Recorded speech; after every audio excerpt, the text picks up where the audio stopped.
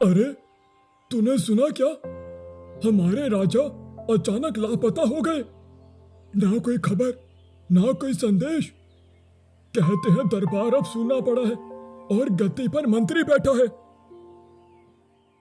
सिर्फ इतना ही नहीं, मैंने तो सुना है हमारा राजा अब किसी झोपड़ी के फटे पुराने कपड़े पहनकर जी रहा है। और उनका बेटा वो अब इंसान नहीं रहा, एक गधा बन चुका है। सचमुच का गधा। क्या राजकुमार गधा बन गया? ये कैसा श्राप है? और कोई नहीं जानता कि राजा का परिवार कहाँ है।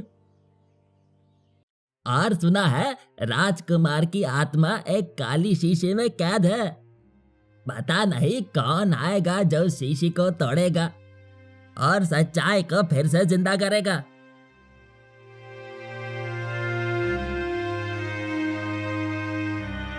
मायानगर राज्य में एक दिन अचानक ऐसा तूफान आया कि सब कुछ बदल गया। राजा और रानी अपना सिंहासन ही नहीं, अपना जीवन भी गवा बैठे और दूर एक टूटी फूटी झोपड़ी में रहने को मजबूर थे।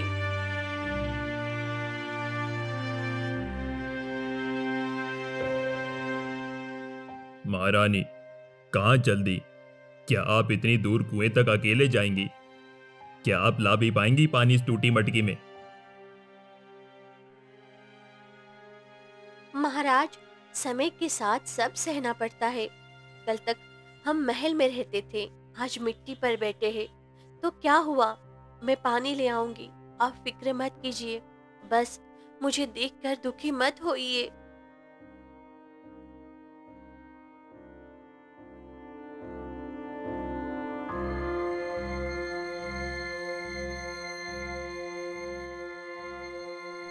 रानी पानी भर रही थी, तभी दो औरतें उसके पास आती है। तुम तो नई लगती हो इस गांव में, कहाँ से आई हो बहन? हम दूर के राज्य से आए हैं। घर बिक गया, जगह भी नहीं बची थी, इसीलिए इस गांव में शरण ली है। तुम्हारे पास एक गधा भी है ना, उससे काम क्यों नहीं लेती? सर पर क्यों उठाती हो? गधे की पीठ पर रखो, तुम्हारा बोझ भी कम होगा। वो गधा नहीं है, वो मेरी संतान जैसा है। मैं उससे कभी ऐसा काम नहीं करवा सकती, उसे भी जान है। गधा काम करने के लिए होता है, ना कि प्यार करने के लिए। आप लोग क्या जाने एक माँ की ममता क्या होती है। इतना कहकर रानी चुपचाप पानी लेकर चली जाती है। मुझे यह औरत कहीं देखी हुई लगती है, कहीं। हाँ, एक बार मैं अपनी मासी के साथ राजमहल गई थी। वहां की महारानी इससे बिल्कुल मिलती जुलती थी। क्या? एक महारानी और यहाँ कुएं से पानी भर रही है? नहीं नहीं नहीं, ये संभव नहीं है, ये कोई वहम होगा।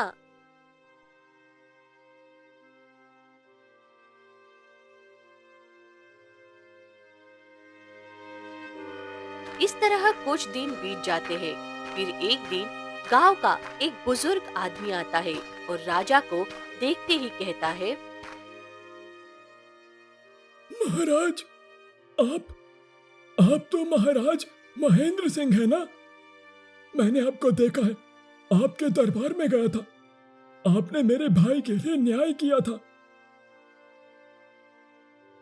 नहीं नहीं बाबा, आपको भ्रम हो गया है। मैं तो एक गरीब मजदूर हूँ, राजा नहीं, बस पेट पालने वाला एक सामान्य आदमी हूँ। महाराज, सबको आप धोखा दे सकते हैं, पर मेरी आंखें कभी भूल नहीं करती। आप वही हैं। पर भगवान जाने ये आप पर क्या बीती है। भगवान आपको फिर से वही सम्मान लौटाए। इतना कहकर वह चला जाता है, लेकिन पास खड़ा किशोर ये सब सुन लेता है। ओह, तो ये सच में राजा है। और ये गधा, अगर मैं इसे चुरा लूं तो बदले में मुझे बहुत सारा सोना मिलेगा। मैं बहुत बड़ा आदमी बन जाऊंगा।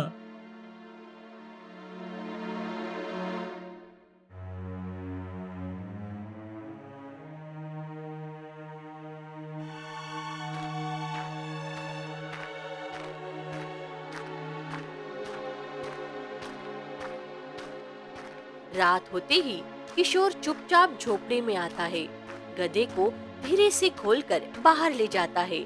सुबह होते ही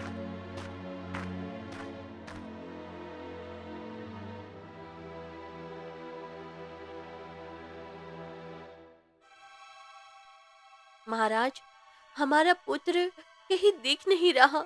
मैंने सब जगह देखा, कहीं नहीं है महाराज। हे भगवान, हमारा एकमात्र सहारा भी चला गया। हम उसे कैसे ढूंढेंगे? वो तो बोल भी नहीं सकता। तभी किशोर आता है। अगर चाहो तो मैं तुम्हारे गधे को ढूंढ सकता हूं, पर बदले में मुझे ढेर सारी चांदी और सोना चाहिए। हमारे पास कुछ नहीं है, बस यही एक झोंपड़ी है। हम तो भूखे हैं, तुम्हें सोना कैसे देंगे? बस मेरी मदद कर दो, किसी तरह मेरे गधे को ढूंढ कर ला दो। मुझे मेरा बच्चा दे दो, मुझे कुछ नहीं चाहिए। वही मेरी जान है, उसे दे दो, वरना मैं जी नहीं पाऊंगी। अगर ये सच में राजा होता तो पैसे होते, पर ये दोनों तो गधे के लिए जान दे रहे हैं। ये लोग राजा रानी नहीं हो सकते हैं। चलो कहीं और जाकर बेच आता हूं उसे। बिना कोई जवाब दिए किशोर वहां से निकल पड़ता है और गधे को घसीटकर बाजार ले आता है। गधा ले लो, बहुत सीधा साधा गधा, कम खाता है, ज्यादा काम करता है, जो चाहे करवा लो इससे। तभी एक व्यापारी आता है और गधे की जांच करता है। मैं इसे 10 सोने के सिक्कों में खरीदता हूँ, ज्यादा नहीं दूंगा। ठीक है, ले जाइए, ये अब आपका हुआ। व्यापारी गधे को लेकर चला जाता है। सिक्कों की थैली किशोर के हाथ में होती है। वहीं दूसरी तरफ राजा और रानी सारे गांव में खोज कर चुके थे, मगर कोई सुराग नहीं मिला। रानी साहिबा, हमने पूरा गांव छान मारा है, हर दरवाजा खटखटाया, मगर कहीं कोई निशानी नहीं मिली। महाराज, मेरा कलेजा बैठा जा रहा है, मुझे कुछ अच्छा नहीं लग रहा है। महाराज, मुझे बहुत कमजोरी लग रही है। रानी, आप ठीक तो है ना? आपका चेहरा तो बिल्कुल पीला पड़ गया है। आइए अंदर चलिए, आपको आराम करना चाहिए। कुछ दिन बीतते हैं, गांव में चर्चा फैल जाती है। सुना क्या, उस झोपड़ी में रहने वाली गरीब दंपत्ति का गधा खो गया और तो इतनी बीमार हो गई कि बिस्तर से उठ नहीं पा रही है। अजी, वो गधा नहीं, कोई जादू था शायद। देखा नहीं तुमने कैसे वो दोनों उसकी जान की तरह परवाह करते थे? मैंने तो ऐसी ममता कभी किसी माँ को अपने बच्चे के लिए भी नहीं करती देखी। कुछ तो रहस्य उस गधे में है, कुछ बहुत गहरा है। दिन बीतते हैं और महारानी की तबीयत दिन ब दिन प्रतिदिन खराब होती चली जाती है। रानी साहिबा, कुछ खा लीजिए ना, कई दिनों से आपने कुछ खाया नहीं है। इस तरह खाना पीना छोड़ देंगे तो हम अपने बच्चे को कैसे ढूंढेंगे? महाराज, मुझसे ये दुख बर्दाश्त नहीं हो रहा है कि मेरा पुत्र मुझे छोड़कर चला गया। कितने दिन हो गए पर अभी तक वापस नहीं आया है। वो मेरा कलेजा बैठा जा रहा है। तभी अचानक सामने गधा खड़ा हो जाता है। रानी साहिबा, रानी साहिबा, देखिए देखिए कौन आया है। बेटा, तू आ गया? तू सच में आ गया? मुझे लगा था कि मैं तुझे कभी नहीं देख पाऊंगी। तूने माँ को फिर से जिंदा कर दिया। दोनों गधे को गले से लगाते हैं। गधा भी उनका चेहरा सूंघता है, जैसे महीनों की बात कहना चाहता हो। दूर से किशोर ये सब देख रहा था। ये कैसे हो सकता है? मैंने तो इसे बेच दिया था, फिर ये खुद ब खुद इनके पास कैसे पहुंच गया? ये कोई साधारण गधा नहीं लगता। कुछ तो रहस्य है, इसका पता लगाना होगा।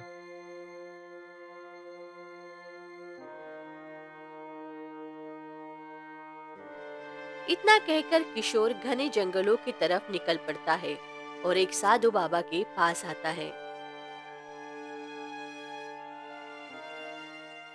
बाबा, मैं एक बात पूछने आया हूं। मैंने एक गधा बेचा था, वो खुद ही वापस आ गया अपने मालिक के पास, पर मुझे लगा वो गधा नहीं था। क्या आप बता सकते हैं कि वो कौन है?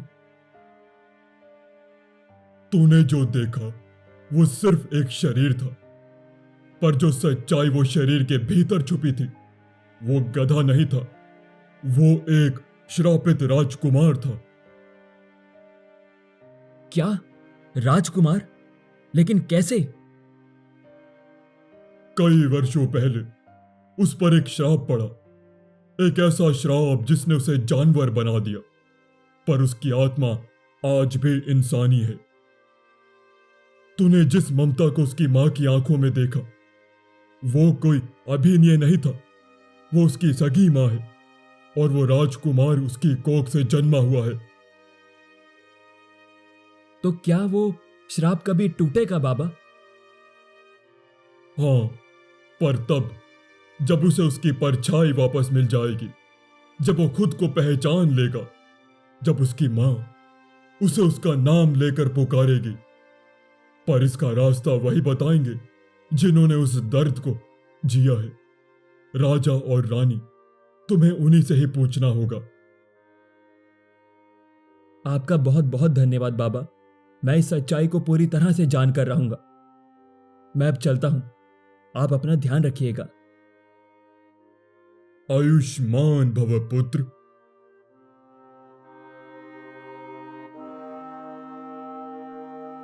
इतना कहकर साधु अपने दोनों आंखें बंद कर लेते हैं। फिर किशोर झोपड़ी में आता है। राजा साहब, रानी मां, अब जब मुझे सच का थोड़ा सा अंदाजा हुआ है, क्या आप मुझे पूरा सच बताएंगे? क्या आप मुझे उस दर्द की कहानी सुनाएंगे जो आपको यहां तक लेकर आई है? तुम्हें कैसे पता कि मैं राजा और ये रानी है? मुझे ये बात एक साधु महाराज ने बताई है और आगे की बात आपसे जानने के लिए कहा है। बहुत समय पहले मैं एक राजा था। प्रजा सुखी थी, हर और समृद्धि थी। हमारे बेटे का जन्म हुआ और सबने उत्सव मनाया। पर मेरे ही दरबार में बैठा एक आदमी, मेरा सबसे भरोसेमंद मंत्री, मेरे पीठ पीछे मेरे तख्त पर नजर गड़ाए बैठा था।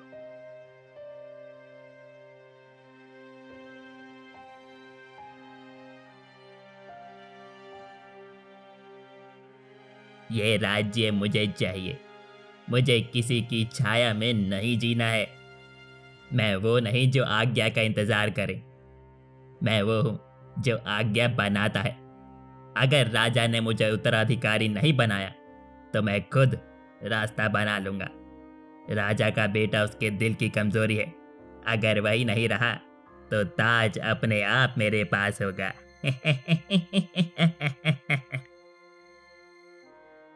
महल में रात का समय था, जब मैं और मेरी रानी अपने शिशु के साथ सो रहे थे। जादूगर की परछाई दीवार पर पड़ती है और वो कुछ मंत्र पढ़ता है और अचानक मेरा पुत्र तड़पने लगता है और पल भर में वो एक छोटा सा गधा बन जाता है। महाराज, देखिए मेरा बेटा अर्जुन, ये क्या हो गया? ये ये ये कैसे? किसका है ये माया जाल?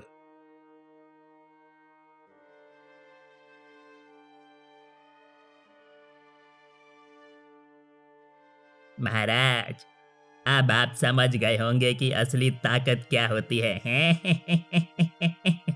राजा वही होता है जो निर्भय हो। आप सिर्फ एक पिता है और ये अब एक गधा है। आपका उत्तराधिकारी अब सिर्फ एक बोझ है, बोझ। तूने ऐसा कैसे किया? कौन सा पाप किया है तूने? मैंने सिर्फ अपना हक मांगा, आपने मना किया। अब या तो ये राज्य मुझे सौंप दो या फिर अपने बेटे की सांसें खो दो।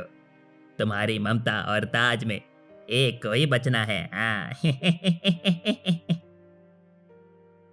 हम अपने बच्चे को खोना नहीं चाहते थे, बस इसीलिए वो राज्य छोड़कर यहाँ पर आ गए। गधा नहीं है, बल्कि हमारा पुत्र राजकुमार अर्जुन है। मैंने अब तक जो किया उसके लिए माफी भी कम है, पर मैं अब आपके साथ हूं। जो भी करना पड़े मैं करूंगा आपके बेटे के लिए, इस राज्य के लिए। क्या कोई रास्ता है? क्या राजकुमार फिर से पहला जैसा इंसान बनाया जा सकता है? हाँ, एक रास्ता है। उस श्रापित रात के बाद जब जादूगर ने हमारे बेटे को यूं रूप दिया था, तो उसकी परछाई को एक भयानक जगह में छुपा दिया गया। उसने कहा था, जब तक परछाई बंदी रहेगी तब तक मेरा बेटा कभी अपने रूप को नहीं पा सकेगा। मैंने कई बार सोचा उस जगह जाने का, पर हर बार रानी ने मुझे रोक लिया। कहा कि मैं मर गया तो वो जीकर क्या करेंगी, और मेरे बेटे का कौन ध्यान रखेगा। तुम ऐसा क्यों करना चाहते हो?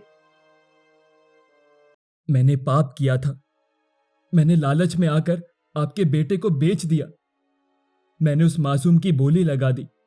मैंने आपकी आंखों में जो आंसू गिरवाए, उनका बोझ मेरी आत्मा पर है। मुझे बताइए वो जगह कहां पर है। मुझे आज्ञा दीजिए, मैं ही जाकर राजकुमार की परछाई को मुक्त करवाऊंगा। बताइए। जाओ बेटा, भगवान तुम्हें रास्ता दिखाए।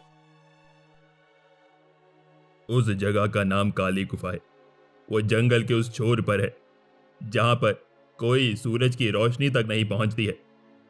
वहां डर बसता है, मगर अगर तेरा मन साफ है तो वहां की दीवारें तुझे रास्ता दिखा देंगी।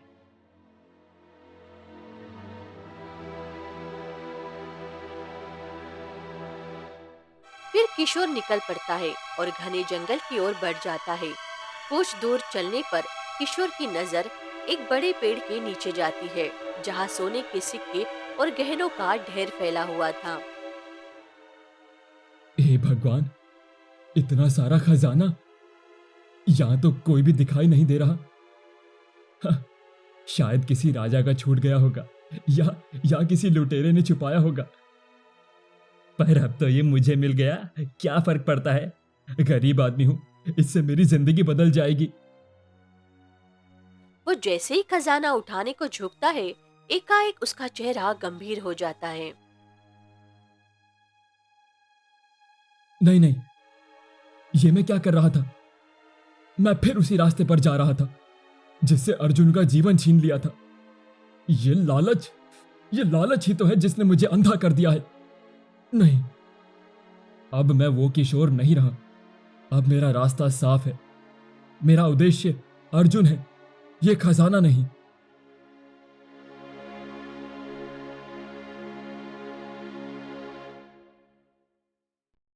और किशोर आगे बढ़ जाता है। कुछ दूर और चलने पर उसे सामने एक बड़ी नदी दिखाई देती है। हे प्रभु, ये तो बहुत गहरी नदी है। मुझे उस पार जाना है, पर कैसे? कोई रास्ता नहीं दिख रहा। क्या करूं? यहीं रुक जाना पड़ेगा लग रहा है। तभी एक भीतर से रहस्यमयी आवाज आती है। हे यात्री, अगर तू इस नदी को पार करना चाहता है तो हमें अपनी सबसे प्यारी चीज का बलिदान देना होगा, तभी रास्ता खुलेगा। मेरे पास कोई धन नहीं है, ना कोई गहना है, मेरा शरीर ही एकमात्र चीज है। अगर तुम्हें मेरे प्राण चाहिए तो मैं देने के लिए तैयार हूं, लेकिन बस एक निवेदन है, मुझे अर्जुन को बचाने दो। मुझे उसकी परछाई आजाद करनी है। वो मेरा कर्ज है, मेरा अपराध है। जब वो कार्य पूरा हो जाएगा तब मैं वापस आऊंगा अपनी सांसें लेकर। मुझे अभी के लिए जाने दो। अचानक नदी का पानी हलचल करने लगता है और पानी से एक स्त्री का रूप निकलता है। हे सत्य के प्रतीक, आज वर्षों बाद कोई ऐसा आया जिसने बिना किसी लालच के अपने प्राणों का बलिदान देने की बात की। मैं इस नदी की आत्मा हूँ और इसमें बंधी हूँ कि जब तक कोई निस्वार्थ हृदय स्वयं को अर्पित ना करे मैं मुक्त नहीं हो सकती। लेकिन तेरे सत्य और त्याग ने मुझे आजादी दे दी है। अब मैं मुक्त हूँ। अब तो इस नदी को पार कर सकता है। आपका आभार, आपने मेरी आत्मा को और अधिक मजबूत कर दिया है। अब मैं इस रास्ते को पूरा करूंगा। वो नदी पार करता है और अचानक एक काली घनी गुफा दिखाई देती है। चारों तरफ घना अंधकार। यही होगी वो जगह जहां अर्जुन की परछाई कैद है। यहां सूरज की किरण भी नहीं आती। फिर किशोर भीतर जाता है और तभी देखता है कि शीशी के भीतर एक धुंधली परछाई तड़प रही थी। वो शीशी को सिर के ऊपर उठाता है और जमीन पर पूरी ताकत से पटक देता है। शीशी फूटती है और तेज नीली रोशनी फूटती है।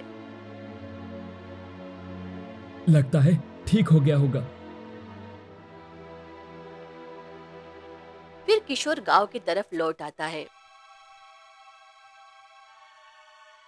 किशोर, तूने जो किया वो कोई आम इंसान नहीं कर सकता। तूने अपने पाप का प्रायश्चित नहीं, मेरे राज्य की आत्मा को बचा लिया है। महाराज, तो क्या राजकुमार ठीक हो गया है? कहाँ है राजकुमार? ये रहा मेरा राजकुमार बेटा।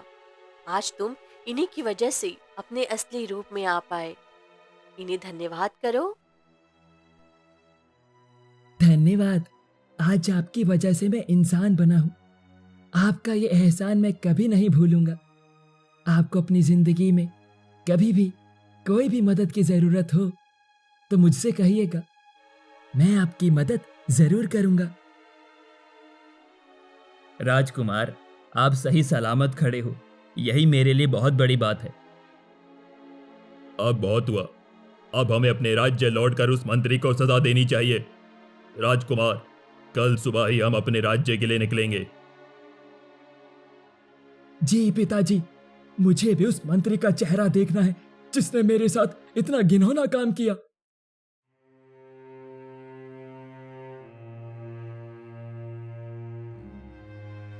फिर अगले दिन राजा, रानी, राजकुमार, अर्जुन और किशोर चारों राज्य दरबार में जाते हैं। सभी को देखते ही मंत्री, महाराज, आप यहाँ कैसे? आप तो क्यों मंत्री, तूने सोचा था कि मैं कभी तेरे सामने नहीं आऊंगा? देख, तेरी आंखों के सामने मेरा बेटा अर्जुन है, जिसे तूने गधे की शक्ल दी थी। वो आज फिर से मेरा युवा राजकुमार बनकर खड़ा है। महाराज, मुझे क्षमा कर दीजिए। मुझसे बहुत बड़ी भूल हो गई महाराज। मुझे एक और मौका दे दीजिए। मैं दोबारा ऐसा कभी नहीं करूंगा। मौका? तूने मुझे एक जानवर बना दिया, मेरे माता पिता को झोपड़ी में रहने के लिए मजबूर किया, और आज तू एक मौका मांगता है? राजकुमार, मुझे माफ कर दीजिए। मेरा लालच ही मेरी कमजोरी बन गया। तेरे जैसे विश्वासघाती को माफ करने का कोई हक नहीं है। आज तेरे पापों का हिसाब होगा। नहीं पुत्र, तू अपने हाथ उस गंदे खून से मत रंग। तेरा हाथ न्याय का है, बदले का नहीं। तेरे पिता ही उसका फैसला सुनाएंगे। मंत्री, तूने मुझे जिस तरह रुलाया है, जिस तरह मेरे पुत्र को जानवर बनाकर मेरे राज्य को अपमानित किया, तुझे आजीवन कारागार की सजा दी जाती है और हर दिन तुझे सिर्फ एक ही रोटी मिलेगी। उसी के सहारे तू अपने कर्मों की सजा काटेगा, समझा? किशोर, तूने एक साधारण मनुष्य होकर जो किया है वो असाधारण है। तेरी ईमानदारी और साहस ने मेरा बेटा लौटाया, इसीलिए मैं तुझे राज्य का सबसे बड़ा खजाना सौंपता हूं। जा, अब तू अपने जीवन को सुख और सम्मान से जी। महाराज, मुझे सौभाग्य मिला, मैं अपने पापों का प्रायश्चित कर सका। अब मैं इसे ही अपना जीवन का वरदान मानूंगा। मुझे कोई खजाना नहीं चाहिए। तो तुम आज से हमारे राज्य के मंत्री रहोगे। धन्यवाद महाराज, मुझे ये मंजूर है। उस दिन से किशोर ने राज्य के लिए सेवा प्रारंभ की। राजा का विश्वास जीतकर वह सबसे विश्वसनीय मंत्री बन गया।